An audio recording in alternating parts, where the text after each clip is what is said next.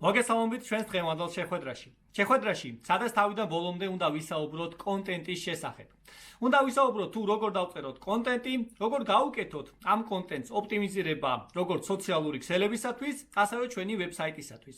და რაც მთავარია, როგორ შევქმნათ ისეთი კონტენტი, ისეთი იდეები, რომლებიც იქნება კითხვადი და აქტიურად მომხმარებლების მიერ. მოდით დავიწყოთ.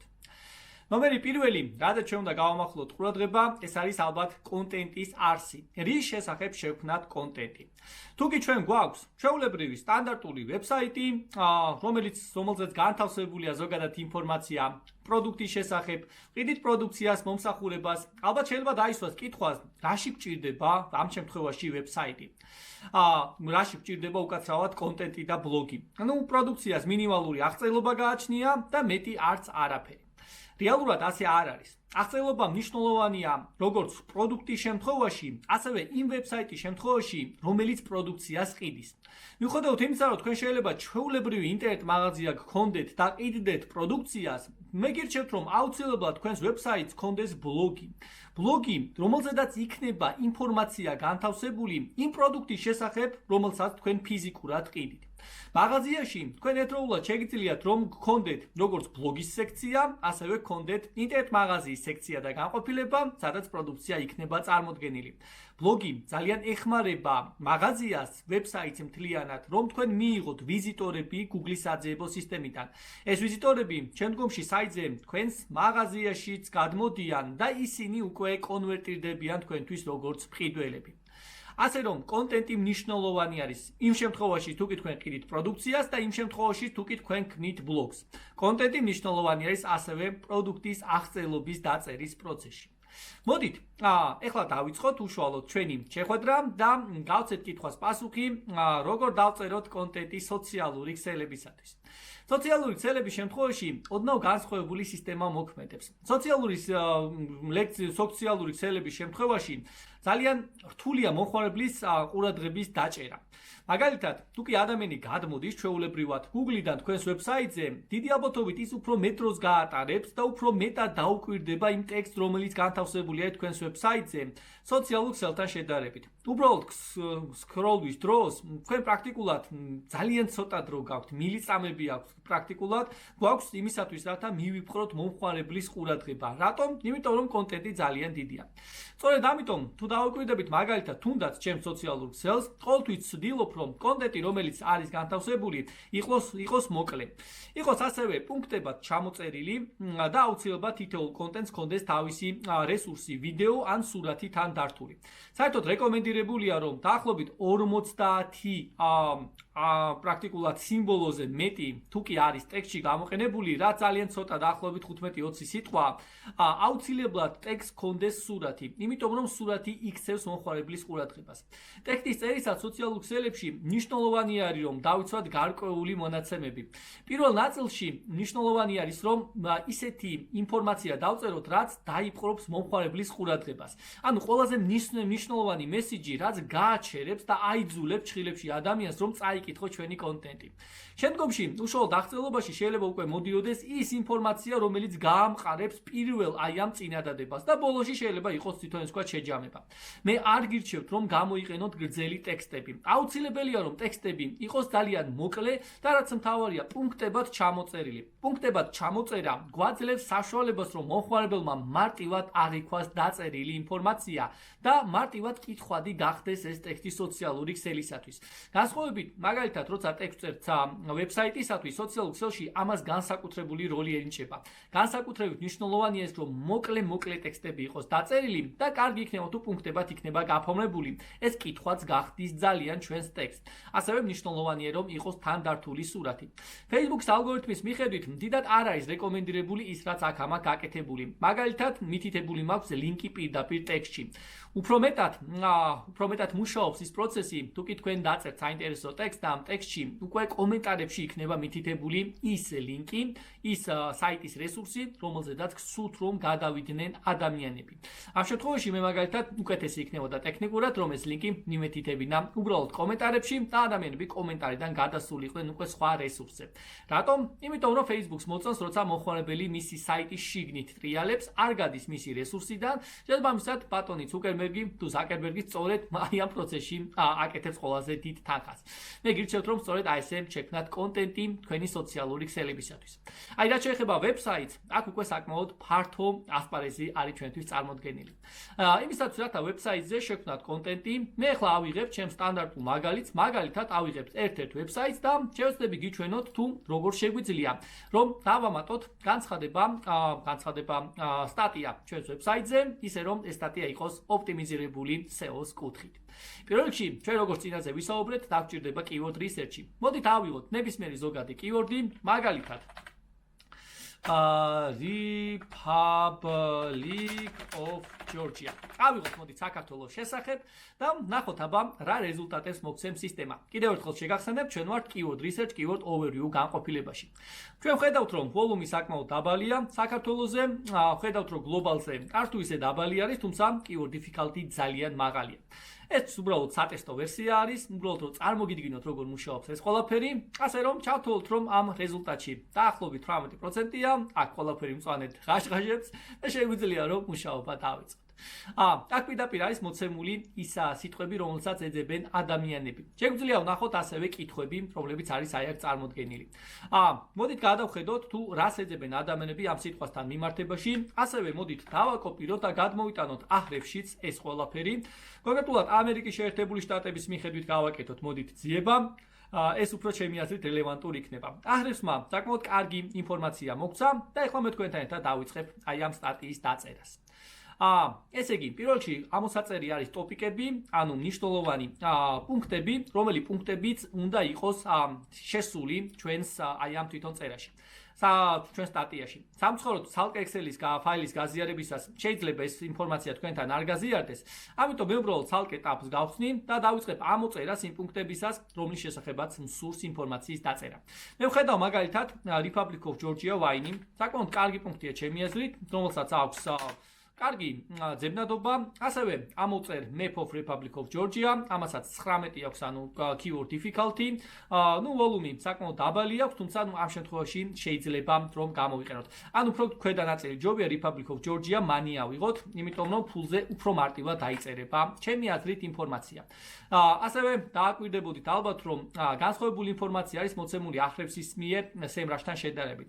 მე გირჩევთ ორივე რესურსი გამოიყენოთ, რა რესურსებსაც მოგცემთ ორივე მათგანი მაქსიმალურად გამოიყენოთ.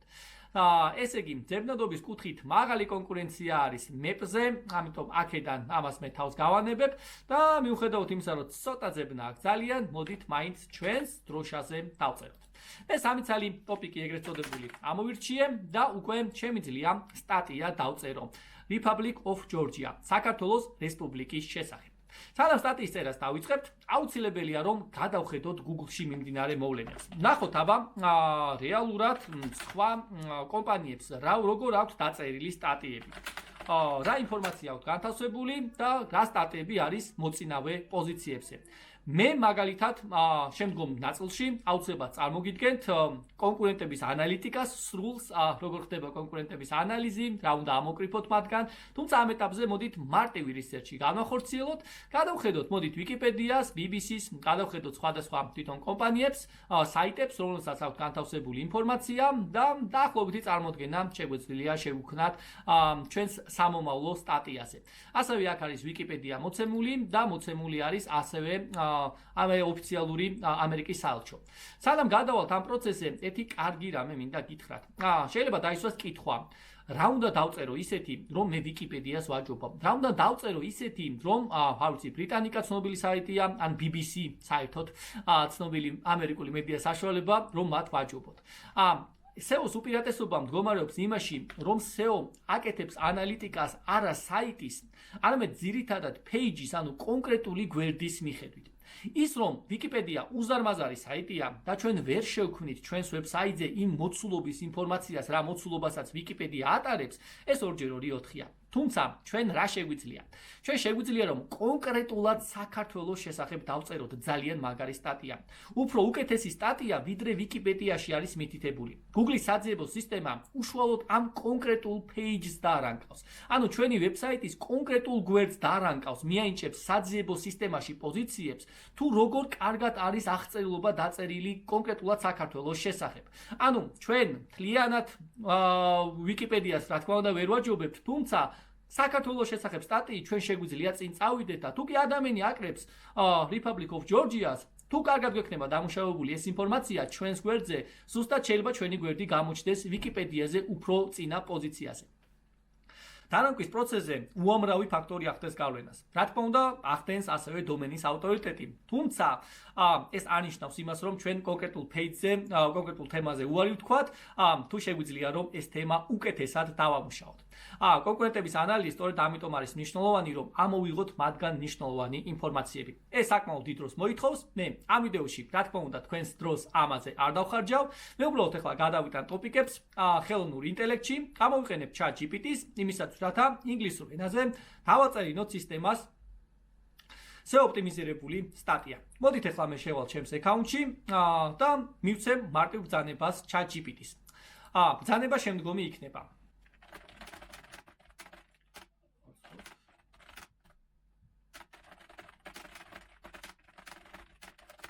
ეხლა გადმოვიტან იმ SEO კივორდებს, რომლებიც ჩვენ ამოვიწერეთ იმ თავად კივორდებს, რომლებიც უნდა იყოს სტატიაში გამოყენებული, ეს არის 1. გადავიდეთ მეორეზე, ეს არის მეორე და ეს იქნება კიდევ მესამე კივორდი. დავწეროთ მძიმე და გადავიტანოთ მესამე კივორდი. ასევე მიუთითოთ მარტივი ბრძანება, რომ ჩვენი სტატია იყოს SEO ოპტიმიზირებული და რომ იყოს საინტერესო და მარტივად კითხვადი, არა ხელოვნური ინტელექტის მიერ გენერირებადი. მოდით მიუთითოთ მარტივად ეს ბრძანება და დავალოდოთ რეზულტატებს.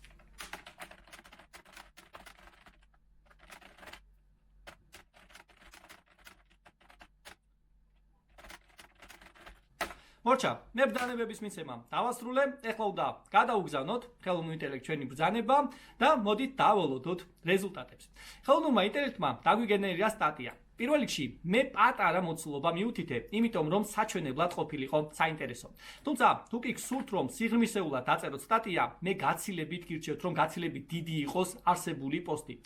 ძალიან დიდი კამათი მიმდინარეობს იმაზე თუ რამხელა იყოს ტექსტი თქვენი ბლოგისათვის. თუმცა ზუსტი მონაცემი ამაზე აბსოლუტურად არ არსებობს. ყველაზე კარგი რჩევა რომ თქვენი სტატია იყოს მაქსიმალურად ბუნებრივი, იყოს ინფორმაციული. დაწერეთ იმდენი, რამდენსაც ჩათვლით, რომ ოპტიმალური იქნება მომხმარებლისათვის და საინტერესო. მერწმუნეთ, რომ მინახავს სტატიები, რომლებიც ძალიან პატარა არის და მოწინავე პოზიციაზე არის განთავსებული. მინახავს ასევე დიდი უზარმაზარი სტატიები, რომლებიც იკავებენ მოწინავე პოზიციებს. მე გირჩევთ, რომ იყოს ბუნებრივი. ეს ყველაზე ოპტიმალური გამოსავალია, ჩემი აზრით. ბუნებრივი და მარტივად კითხვადი. სტატია უკვე დაიწერა და მე შემიძლია რომ გადავინაცვლო უკვე ჩემს ვებსაიტზე და ჩემს ვებსაიტზე გადავიტანო აღნიშნული ინფორმაცია. მოდით მე შევალ უკვე პოსტების განყოფილებაში. შეგახსენებთ რომ ეს არის WordPress-ის ძრავა ჩვეულებრივი. ვამატებ ახალ პოსტ ჩემს ვებსაიტში. თუ ვებსაიტი არ გაქვთ, ამაზე ჩვენ ცალკე გვაქვს სალექციო კურსი. შეგიძლიათ იხილოთ ამ ფორმატში და გადახედოთ რა თქმა უნდა. მოდით ქვევითკენ ჩავწერ აი ამ ინფორმაციას, paste-ით ჩავსვავ, სათაურად დავაწერ Republic of Georgia. და მოდი დავიწყოთ ამ ინფორმაციის დამუშავების პროცესი. ნომერი პირველი ალბათ შეამჩნევთ, რომ ჩემს ქვემოთ სტატიის ქვემოთ მითითებული არის ესეთი განყოფილება iOS SEO-ს სახელწოდებით. ეს არის პლაგინი, რომელიც გვეხმარება იმაში, რომ განსაზღვროთ, რამდენად SEO ოპტიმიზირებული არის ჩვენი სტატია. იმისათვის, რათა ეს სტატია დავამატოთ ჩვენ სისტემაში, ამისათვის ჩვენ უბრალოდ უნდა ავკრიფოთ iOS SEO პლაგინი და ესე ვთქვათ, საიტზე დავამატოთ. მარტივად შესაძლებელი არის ეს ყოველივე. ჩვენ შეგვიძლია შევიდეთ ჩვენი WordPress-ის განყოფილებაში, ავკრიფოთ WP admin-ი, გადავიდეთ admin ღილაკში, ესე ვთქვათ, გადავინაცვლოთ admin პანელში. admin პანელში დავამატოთ პლაგინების განყოფილებაში, გადავინაცვლოთ პლაგინების ნაწილში და add new plugin ღილაკს დავაკლიკოთ. გადავინაცვლოთ უკვე პლაგინების დამატების ნაწილში და ავკრიფოთ iOS SEO.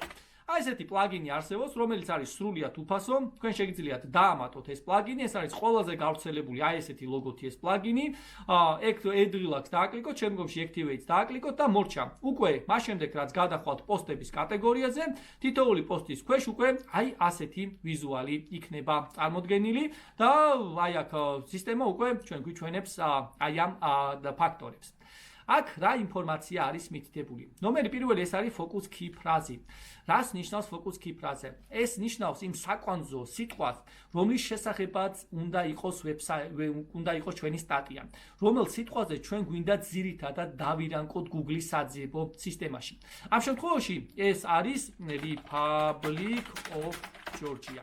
ეს არის ჩვენი მთავარი კიუორდი. კიდევ ერთხელ, ეს კიუორდი არჩეულია ზოგადად, უბრალოდ საჩვენებლად. საკმაოდ დიდი დრო მიდის რისერჩის, კიუორდ რისერჩის პროცესზე და ნახვაზე, თუ რომელი კიუორდი არის მოთხოვნადი და ნაკლები კონკურენციით.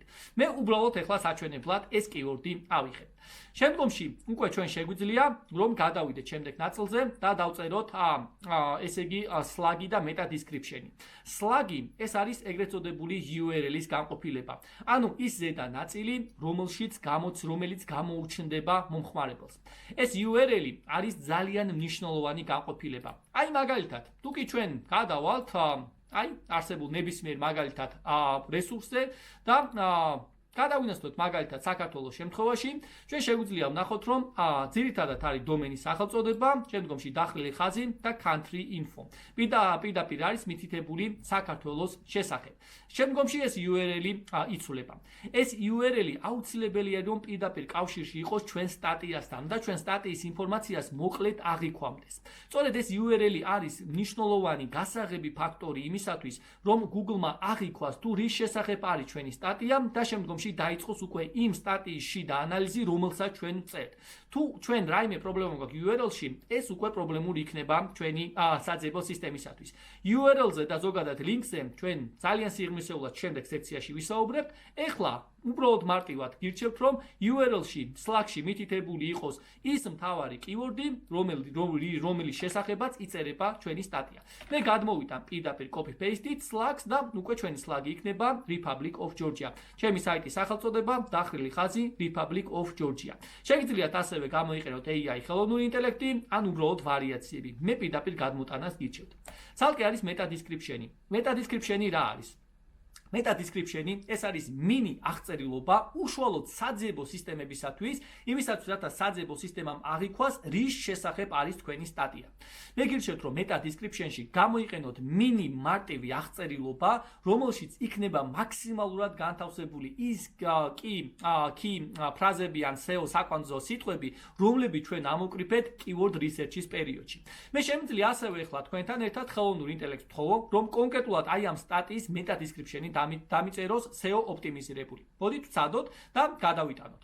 უბრალოდ მე ამ შემთხვევაში დრო ვარ დავკარგოთ, გადმოვიტან პირველივე, ესე ვთქვათ, ანუ წინადადებას და ჩავწერ meta description-ში. თუმცა როგორც მოგახსენეთ, რეკომენდირებულია რომ ცალკე უნიკალური meta description-ი დავწეროთ და მივუთითოთ ჩვენ საიტზე.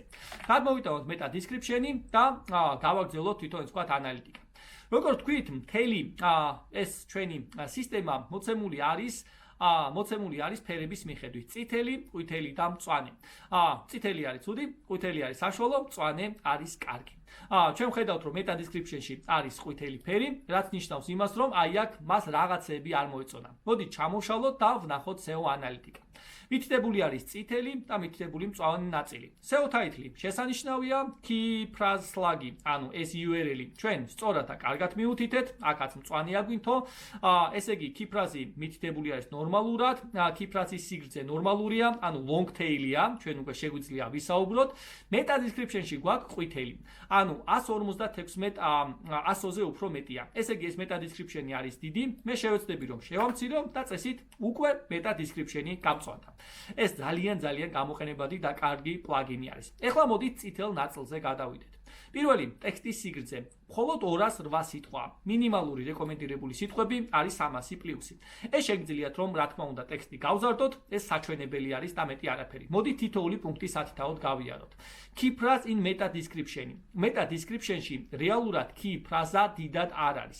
მოდით მე ახლა ავიღებ თავად key phrase-ას და გადავიტან meta description-ში. როგორც ჩანს, ChatGPT meta description-ში არ გადაიტანა მთავარი key phrase-ა. ამ შემთხვევაში მე უბრალოდ აი ამას წავშირი და ჩავწერ აი ესეთ რაღაცას. ამ შემთხვევაში უკვე key phrase-ა, მთავარი საკვანძო phrase-ა უკვე არის გამოყენებული, ესე ვთქვათ, აი ამ ნაწილში და წესით დადარიგით უნდა ეს ნაწილი უნდა იყოს გამწვანებული. უკვე გაგვიმწვანდა თვითონ ვთქვათ ეს ნაწილი, შესანიშნავია. გადავიდეთ შემდეგზე. Key phrase in SEO title. ესე იგი, SEO title სავარაუდოდ დიდად არ მოწონს, ესე ვთქვათ, key phrase-ში მხოლოდ და მხოლოდ SEO საკვანძო სიტყვა მდგომარეობს. უმჯობესი იქნებოდა, რომ სათაურში ჩვენ მიგვეთითებინა რაიმე უფრო დიდი წინადადება, სადაც მითითებული იქნებოდა Republic of Georgia ერთ-ერთ წინადადებად. ანუ ჩვენ მაქსიმალურად უნდა გავაკეთოთ ის პროცესი, რომ მაქსიმალურად ვაჩვენოთ საძიებო სისტემებს, რომ ეს ყველაფერი არის ბუნებრივი და არა ხელოვნურად მითითებული. ანუ არა მარტო ის, რომ მარტო Republic of Georgia-ზე ვწერ, არამედ ზოგადად რაღაცა ინფორმაცია და იქ ასევე ესე ვთქვათ არის Republic of Georgia ეს სიტყვა განთავსებული. მე ახლა ამას აღარ დავიწყებ ამით და იმიტომ რომ შეიძლება დიდხანს წითელი მომწეს და თქვენ დროს არ დავკარგო, უბრალოდ მოგახსენებთ რაზეა საუბარი და არის ასევე keyword density. Keyword density ძალიან მნიშვნელოვანი რამ არის. რას ნიშნავს keyword density? ეს არის keyword-ი საკვანძო ფრაზის სიხშირე. შეგახსენებთ რომ ჩვენ ავიღეთ საკვანძო სიტყვად Republic of Georgia. ეს მაჩვენებელი ჩვენ გვეუბნება რამდენად ხშირად არის გამოყენებული ჩვენს ტექსტში საკვანძო ფრაზა. ჩვენ ხედავთ რომ ჩვენს ტექსტში ეს საკვანძო ფრაზა პრაქტიკულად თითქმის არ არის გამოყენებული, რაც ცუდია. არც ბევრჯერ არ უნდა იყოს გამოყენებული, წინააღმდეგ შემთხვევაში იქნება ეგრეთ წოდებული oversell, ანუ გადაჭარბება. რეკომენდირებული არის რომ 1%-დან 2%-მდე იყოს გამოყენებული key phrase-ა, საკვანძო ფრაზა მთლიან ტექსტში.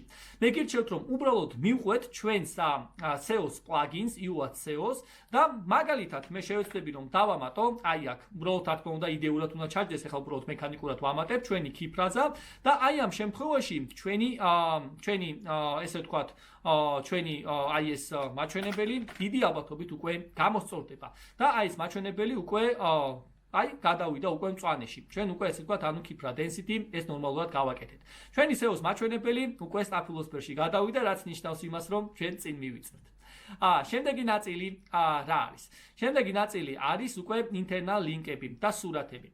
აუცილებლად რეკომენდირებულია რომ თითოეულ სტატიაში მითითებული იყოს სურათი. თუ დავაკვირდებით ჩვენს კონკურენტებს და გავცემთ კითხვას პასუხს, რატომ არიან ისინი მოწინავე პოზიციებზე, ალბათ ჩემი აზრით ერთ-ერთი მთავარი ფაქტორი არის სწორედ ის სურათები, რომლებიც სურათები და ტექსტის სტრუქტურა, რომელიც მითითებული არის ჩვენს სტატიაში.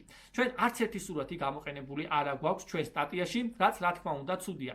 მე გირჩევთ რომ შექმნათ უნიკალური სურათები ცალკე ირანკება საძიებო სისტემაში. მე ახლა უბრალოდ ავიღებ ნებისმიერ სურათს უბრალოდ Google-დან და გამოვიყენებ. ასევე ჩვენ მე გიჩვენებთ, საიდან შეგვიძლია ავიღოთ სურათები. მოდით პირდაპირ ავიღოთ ოფიციალური საიტიდან, Excel-დან, ან შეიძლება იყოს Unsplash-ში სხვადასხვა რესურსები, რომლებსაც მე წარმოგიდგენთ. ეს არის უფასო რესურსები, სადაც შესაძლებელი გახავთ რომ უბრალოდ ავიღოთ სურათები და ეს არის ეგრეთ წოდებული copyright free სურათები, ანუ ჩვენ შეგვიძლია მათი აი ამ სურათების გამოყენება. მოდით, შესანიშნავი იქნება ალბათ როცა ვსაუბრობთ საქართველოს დედის სურათის გამოყენება, ასევე შეგვიძლია რამოდენიმე სხვა სურათიც ავიღოთ და გამოვიყენოთ. მე უბრალოდ ახლა სტატიისთვის გადავიტან აი ამ სურათს და სტატიას თან დავურთავ როგორც სტატიის აღწერილობის ნაწილში, post ნაწილში, ავტვირთავ აი აქ სურათს, ასევე შიდა ნაწილში, featured image-ში ავტვირთავ აი ამ ჩვენი ქართლის დედის სურათს და ასევე დავურთავ ამ სურათს უშუალოდ სტატიის აღწერილობაში. დავალოდოთ აიტვირთება უკვე სურათი, აიტვირთება და set featured image relax გავააქტიურებთ. მორჩა, სურათი უკვე დაემატა, როგორც cover-ი, ასევე შეგვიძლია სტატიებს შორისაც დავამატოთ ჩვენ აი ეს სურათი და ეს სურათი უკვე იქნება აი აქ დამატებული და ატვირთული. ესე იგი პირდაპირ paste-ით არ დაემატა. კარგი, დატვირთვას შემდგომში მოვახერხეთ, მოდით გადავიდეთ შემდეგ ნაწილზე. ჩვენ უკვე სურათი დამატებული გვაქვს ჩვენს აღწერილობაში. შემდეგი ნაწილი არის ორი მნიშვნელოვანი ნაწილი, internal link-ი და outbound link-ი, ანუ გამავალი და შემავალი ლინკები. ეს რას ნიშნავს? ეს ნიშნავს იმას, რომ ჩვენ უნდა მივუთითოთ სტატიაში მინიმუმ ერთი გამავალი ლინკი, ანუ ის ლინკი, რომელიც სხვა საიტის რესურსზე მიუთითებს და მინიმუმ ერთი ლინკი, რომელიც საიტის შიდა რესურსზე არის მიზანმიმართული. ეხლა გავშალოთ ეს ამბავი. ჩვენ ვწერთ სტატიას, მაგრამ მნიშვნელოვანია რომ ამ სტატიის დასამოწმებლად კონდეს ავტორიტეტული რესურსი ნაჩვენები. თქვათ რომ იცით, ანუ ეს ინფორმაცია აქ არის და როგორც ეს მნიშვნელოვანი საიტი იძახის, ეს სიმართლეა, რასაც მე აი აქ ვწერ. მნიშვნელოვანი არის რომ ლინკი მქონდეს მითითებული ისეთი საიტის, რომელსაც მაღალი დომენური ავტორიტეტი გააჩნია. პირდაპირ გეტყვით, ვიკიპედიას დიდად უკვე აღარ გირჩევთ. რატომ? ყველა უშვებს ვიკიპედიასკენ და ეს გუგლს ცოტა არ იყოს და მოწყინდა. ნამდვილად შემიძლია ეს თქვა. მე გირჩევთ რომ აიღოთ ამ სფეროში მნიშვნელოვანი საიტები, ისეთები, რომლებიც წინა პოზიციაზეა. მაგალითად, მე ამ შემთხვევაში ავიღებდი სიამოვნებით ან ბრიტანიკას, ან ავიღებდი მაგალითად BBC-ს, რაც აბსოლუტურად მაღალი ავტორიტეტის მქონე რესურსი იქნება ნებისმიერი სისტემისათვის და აუცილებლად ჩავსვავ აი ამ ლინკს საქართველოს შესახებ. მაგალითად, ჩემ სტატიაში შემიძლია მიუთითო, რომ information is written თეორიულად აი აქ არის მითითებული და შემიძლია პირდაპირ ჩავსვა ლინკი. ასევე შემიძლია რომ სწორი გადალინკვის შემთხვევაში მოვნიშნო ის ტექსტი, რომელიც მოიცავს, ესე ვთქვათ, იმ ინფორმაციას, რომელზედაც საუბარი არის აი ამ BBC-ს გვერდზე, მოვნიშნო აი ეს ლინკის ღილაკი, ჩავსვა აი ეს ლინკი, ოკეი ღილაკ თვითონ ვთქვათ, ანუ დავაკლიკოთ და მორჩა ეს ჩემი ტექსტი გადაიქცევა ლინკად. პრობლემა არ არის ის, რომ აი აქ მაინც და მაინც BBC-ს ლინკი არ არის მითითებული. ის, რომ აი ამ ტექსტში გაწერილი მაქვს მე უკვე BBC-ს ლინკი, Google-ისთვის უკვე სრულიად მისაღებია, საკმარისია და აღქმადია, რომ მე ერთი გამავალი ლინკი ჩასმული მაქვს საიტზე. თუ დავაკვირდებით წესითა და რიგით, უკვე შიდა გამავალი ლინკში ჩვენ უკვე მწვანე outbound ლინკში უკვე მწვანე ნაწილი უნდა გქონდეს და მინიმუმ ერთი გამავალი ლინკი გვაქვს. რამდენი გამავალი ლინკი უნდა გქონდეს? ვერ გეტყვით. ეს დამოკიდებული არის სტატიაზე.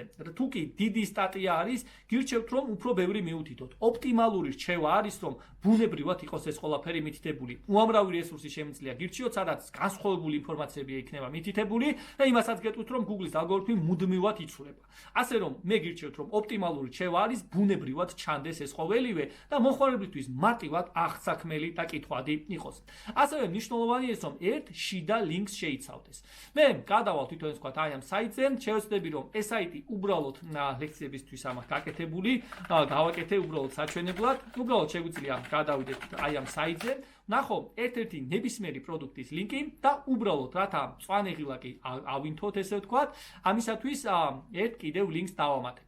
ავიღებ ერთ-ერთ პროდუქციას, აი მაგალითად, აი ამ ნაწილს და ესე იგი სად არის მაღაზია, ბლოგი, ერთ-ერთი ნებისმიერი პროდუქტი მჭირდება, არაფერი განსაკუთრებული, მაინც და მაინც გადავედით კატალოგებში. აი პოპულარულ პროდუქტებში შევიდეთ, პოპულარულ პროდუქტებში, ავიღოთ მაგალითად აი ეს პროდუქტი, ესე ვთქვათ, ან აი ეს პროდუქტი ავიღოთ, აი ესე და აი ეს პროდუქტი დავაკოპიროთ და გადმოვიტანოთ ჩვენს სტატიაში.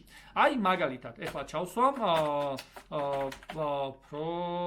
product you can check here. და ჩავწეროთ. აი ამ სიტყვას მე მივანიჭებ შიდა ლინკს და ერთი ლინკი გვექნება ჩასმული. მორჩა, ეს ლინკი არის უკვე კლიკებადი.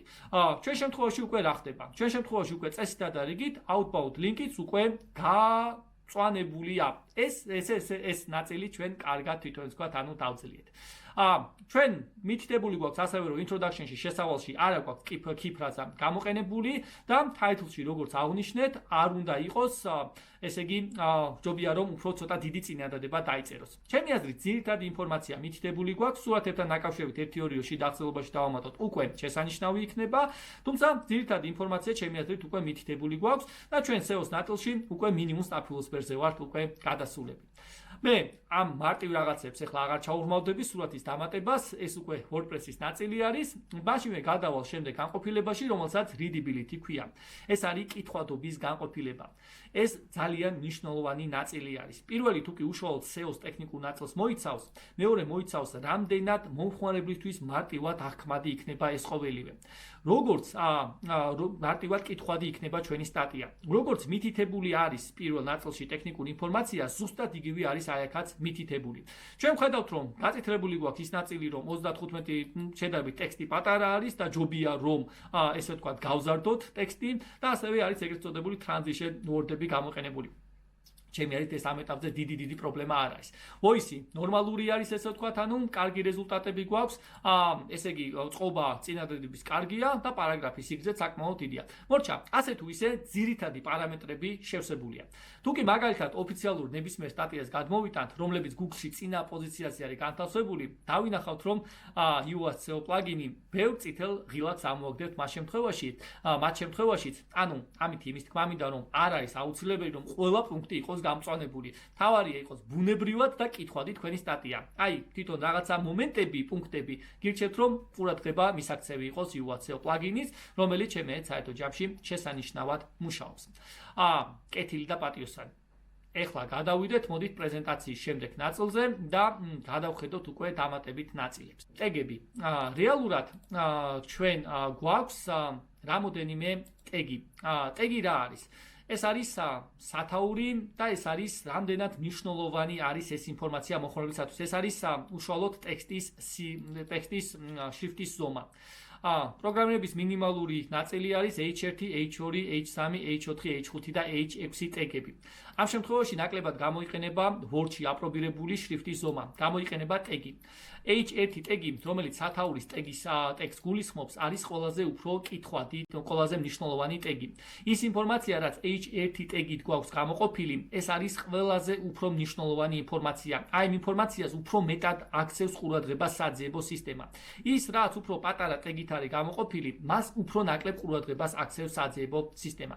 მე მაგალითად შევეცდები რომ ახლა გადავიყვანო ეს თვითონ ვთქვათ, ანუ განსხვავებულ ტექსტზე და უკვე შეგვიძლია ტეგები თვითონ ვთქვათ ვნახოთ H2, H3, H4, H5 სისტემით. ის კიუორდები, რომლებიც ჩვენ ჩამოწერეთ, აი აქ, რომლებიც ავიღეთ ჩვენ საძიებო აი ამ ახრევსის განყოფილებიდან, მე გირჩევთ, რომ თითოეული სიტყვა თითოეული ტეგით ჩამოწეროთ. მაგალითად, აქ ახლა ჩვენ ერთიანად ავწერეთ ძალიან ბევრი ინფორმაცია. თუმცა, გაცილებით უკეთესი იქნებოდა და გაცილებით უკეთესი არის, რომ დავამატოთ მაგალითად აი აქ ერთი განყოფილება, დავამატოთ ახალი ტოპიკი, რომელიც იქნება მაგალითად ქართულად დედაქალაქი თბილისი. და აი დედაქალაქი თბილისი, მოდით ავიღოთ მაღალი ტეგით. ამითი ჩვენ ვუთხრათ სისტემას, რომ ეს არის უკვე H2 ტეგი, ან H3 ტეგი, ანუ მნიშვნელოვანი ტეგი და აი ამის მერე უკვე დავამატოთ კიდევ ერთი თვითონ განყოფილება და ამის მერე უკვე დავწეროთ სტატია დედაქალაქი თბილისის შესახებ. დედაქალაქი თბილისი უფრო მეტად მიიქცევს ყურადღებას საძიებო სისტემებში და ის უფრო მეტად დაირანკება მთლიანი სტატიის კუთხით საძიებო ველებში. აი თუ დავაკვირდებით მაგალითად აი ამ განყოფილებებს და იმ ვებსაიტებს, რომლებიც წინ არის წაყვანილი, ჩვენ ვხედავთ, რომ სწორედ აი ესე არის გამოყოფილი. ლიდერები ცალკე ტეგად არის გამოყოფილი, ეს არის სავარაუდოდ H3 ტეგი და დაწერილი არის ინფორმაცია. შემდგომში მედია ცალკე ტეგად არის სათაურად გამოყოფილი და დაწერილი არის ინფორმაცია. აი ამ სტრუქტურის შექმნილი სტატია ყოველთვის უფრო კარგ პოზიციებს იკავებს საძიებო სისტემაში და უფრო უკეთესად ირანკება, ვიდრე ერთიანად ჩამოწერილი სტატია, სადაც ზოგადად ინფორმაცია უბრალოდ ამოყრილია და მეტი არაფერი. სტრუქტურირება ძალიან მნიშვნელოვანი არის ჩვენი თვითონ ეს ვთქვათ, ანუ სტატიის, რომელიც ჩვენი სტატიის ჩვენს ვებსაიტზე. გირჩევთ, რომ ეს ტეგები აუცილებლად გამოიყენოთ. კიუორდების ნაწილში დღეისათვის სულ ეს იყო. მადლობას გიხდით ყურადღებისათვის და შევხვდებით ერთმანეთს მეორე მომავალ შეხვედრაში. დროებით.